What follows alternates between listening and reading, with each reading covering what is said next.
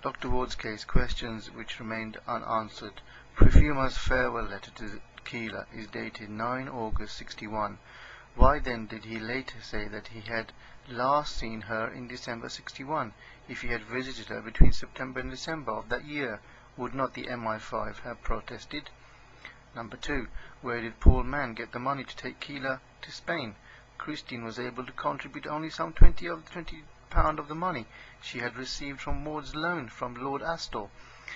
Mann told Lord Denning, "I had my own means, untraceable resources," but he refused to give further details. Number 3. Whose was the telephone number found in Vicky Barrett's diary, which the police identified as Ward's? The original charge on his arrest named 17 Wimpole Mews as the premises at which he had lived wholly or part of the earnings of prostitution, and his telephone number there was Welbeck 6933. The Welbeck and Paddington exchanges were housed in the same building in Marylebone Road, and the boundary between the two areas ran down Montage Street and through Montague Square. Bryanston Mews lay to the west of this lane, and Paddington 8625 was probably the telephone number of the late Rackman's flat. No records have survived to establish this, and the number is now that for premises in Church Street, half a mile away. Number 4. Who paid some £5,000 for the royal portraits from the exhibition of Ward's drawings that was showing during the trial? According to Frederick Reed, who put on the show, the money was in the form of a bank draft, but he believed that it came from Roy Thompson, the proprietor of the Times, and that the drawings were given to Lord Snowdon. The Times have long been regarded as a mouthpiece of security services, and it is perhaps not surprising that the man who handed over the money, who is described by Reed as chameleon-like, should become suspected of coming from the MI5. A few months later, Thompson was elevated to the peerage. Number 5. 1, 2, 3, 4, 5, is it? Why was Lord Astor not called as a witness by either defense or prosecution? Number 6.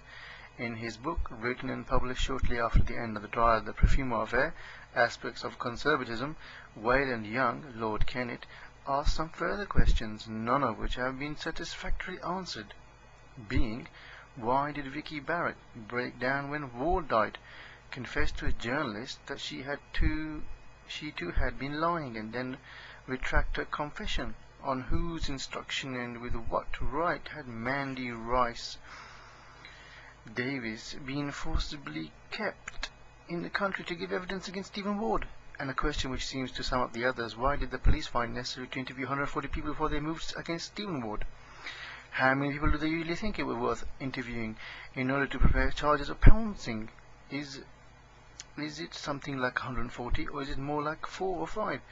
Common sense would suggest. Personal note, he could have been a scapegoat, just someone to just blame and get out the way, and the case is over.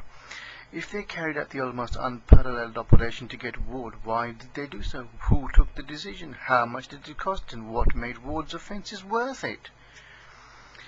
Why were both Wayland Young and Ludwig Kennedy engaged in preparing books about the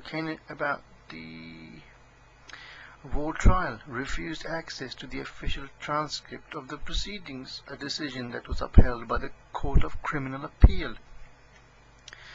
What was on the 10-hour tape interview with Keeler that was called for in evidence in Lucky Gordon's appeal against his conviction, and that was instrumental in getting the conviction quashed, and that subsequently led to Keeler being found guilty of perjury? Gordon's appeal was heard during the Ward trial, but does not seem to have influenced the proceedings at the Old Bailey in any way.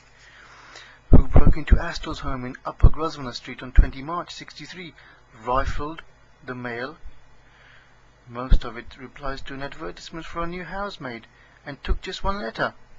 And who the same day broke into and vandalized Ward's cottage on the Clavedon estate?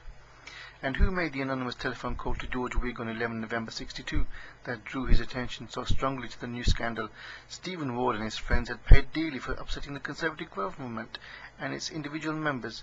It is apparent that an unknown hand was active in steering the course of events to a damaging conclusion. Will we ever know who was the person responsible for taking those decisions and making those moves?